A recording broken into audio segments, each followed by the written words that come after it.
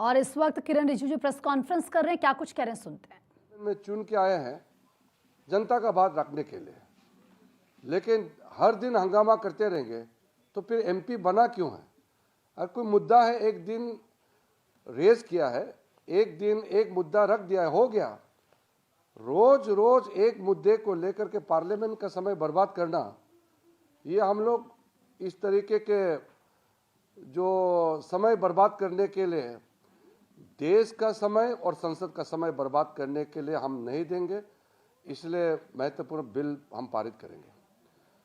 आज भी आप देखिए, इलेक्शन कमीशन में जाने के लिए समय खुद मांगा और इलेक्शन कमीशन ने ये इंडी गठबंधन को बोला कि हर पार्टी से 2-2 सदस्य को भेज दो। 30 सदस्य को बुलाया, फिर जाता नहीं है। वो उनके गठबंधन में, इंडी गठबंधन में वो तय नहीं कर पाया कि वो 30 लोग कौन कौन जाएंगे। जब वो अपना नेता तय नहीं कर पाते हैं, प्रतिनिधि तय नहीं कर पाते हैं, फिर इलेक्शन कमीशन से टाइम मांगा क्यों है। अब वो खरगे जी बोल रहे हैं कि सारा अपोजिशन मेंबर जो वीआईपी है, तो 150 लोग क्या इलेक्शन कमीशन का चेयरमैन कमिश्नर का रूम में 150 लोग घुसेंगे क्या। ये कैसे बातें करते हैं। बोलते कि सबको जाना है। इलेक्शन कमीशन ने इतने अच्छे तरीके से 30 लोगों को बुलाया, प्रतिनिधि बात करेंगे। अब ये कांग्रेस वाले, ये इंडी गठबंधन को सुप्रीम कोर्ट में भरोसा नहीं है और कहते हैं कि सुप्रीम कोर्ट टिप्पणी नहीं कर सकते इनके ऊपर में। इलेक्शन कमीशन में भरोसा नहीं है, इलेक्शन कमीशन को अटैक करते हैं, पार्लियामेंट को विश्वास नहीं करते हैं। हमारा देश के जितना जो संवैधानिक संस्थाएं हैं उनको प्रहार करते हैं। तो ये किसके इशारे में और क्यों भारत की छवि को नुकसान कराने के लिए बार बार हर दिन ये नाटक क्यों करते हैं। इसलिए देश ने हम लोगों को देश सेवा के लिए भेजा है, ना कि यहाँ हर दिन नाटक करने के लिए। हम लोग अपोजिशन को हम लास्ट फिर अपील करते हैं, हम बिल पारित करेंगे, आप चर्चा में हिस्सा लीजिए। कल को मत बोलिए कि उनको चर्चा में बोलने नहीं दिया, माइक बंद कर दिया।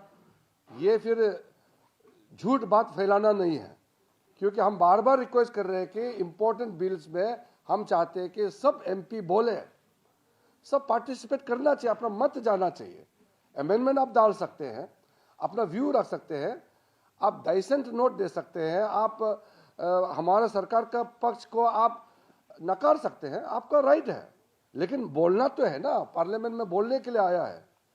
तो मैं आपके माध्यम से आज फिर अपना नाराज़गी में जताना चाहता हूं कि आज यहाँ हंगामा करके इलेक्शन कमीशन में जा करके फिर वहाँ भी हंगामा करके अब इलेक्शन कमीशन को अटैक कर रहे हैं। बुलाया, खुद आया नहीं है, फिर इलेक्शन कमीशन को गाली देते रहते हैं दिन भर। ऐसा मत कीजिए। आप इलेक्टेड लोग हैं, चुने हुए प्रतिनिधि हैं, थोड़ा अपना रिस्पॉन्सिबिलिटी को समझिए। देश के प्रति सब जवाबदेही है हम लोग। देश ने जब हमको पार्लियामेंट मेंबर चुन के भेजा है तो फिर व्यवहार भी तो करना पड़ेगा। हम जिम्मेदार लोग हैं। ऐसा गैर जिम्मेदारी करने वाला विपक्ष मैंने आज तक नहीं देखा है। मैं बहुत दुखी हूं, लेकिन फिर भी हम तो संसद का कामकाज करेंगे। हम पूरा जो इम्पोर्टेंट बिल है हम पारित करेंगे आज दोनों सदन में। क्या सर संसद का कार्यकाल समय से पहले, समय सीमा से पहले खत्म हो सकता है? वो तो देखते हैं। अब विपक्ष तो पार्लियामेंट चलाने में उसका कोई रुचि नहीं है। उनका तो सिर्फ हेडलाइन बनाने के लिए बहुत ही नीचे स्तर का जो शब्द यूज करते हैं, मैं कहना नहीं चाहता हूँ। और इनका पार्लियामेंट संस्थाएं हैं, संवैधानिक संस्थाएं हैं, किसी में विश्वास नहीं। राहुल गांधी जी मैं बहुत देख लिया है, ये सुधर नहीं सकते हैं।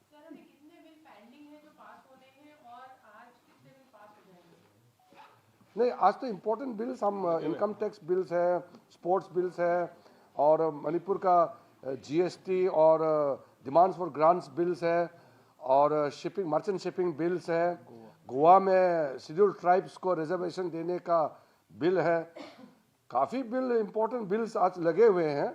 हम अब बर्दाश्त नहीं कर सकते हैं। देश का जो हम लोगों के ऊपर जिम्मेदारी दिया है, हम लोग जिम्मेदारी निभाएंगे। सर, टीएमसी सांसद हैं सुष्मिता देव, वो ये कह रही हैं इलेक्शन कमीशन को लेकर लातों से भूत बातों से नहीं मानते। ये लोग संविधान को ही नहीं मानते हैं, संविधान को किताब पकड़ते हैं, संविधान को नहीं मानते हैं।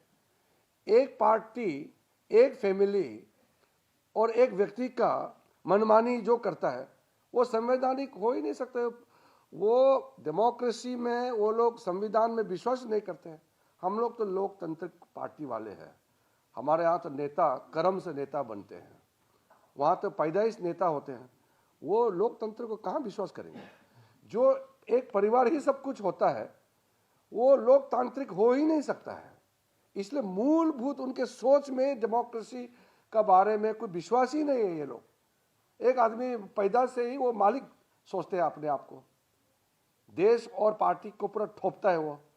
ऐसा कोई हो सकता है कि आप पार्लियामेंट्री डेमोक्रेसी में आपका बोलचाल, आपका काम, आपका ओवरऑल जो आपका विश्वसनीय जो आप प्राप्त कर सकते हैं, तभी आप नेता बनना चाहिए।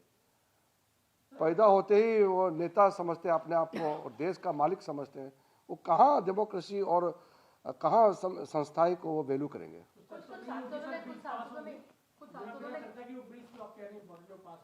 हम लोग चर्चा करेंगे, वो आए न आए हमारे लोग बोलेंगे।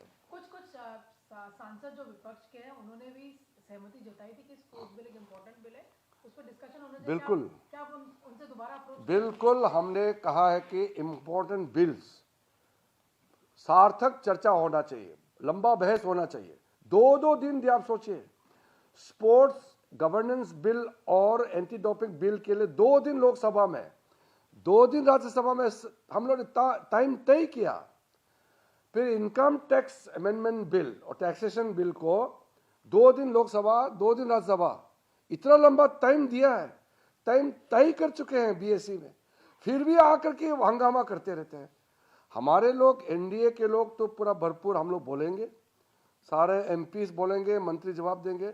हम अपोजिशन वाला को रिक्वेस्ट करते हैं, आप भी अपना बात रख सकते हैं, आप चर्चा में भाग लीजिए और चर्चा से भाग करके फिर बोलेंगे कि बोलने नहीं देते, ये मत कीजिए।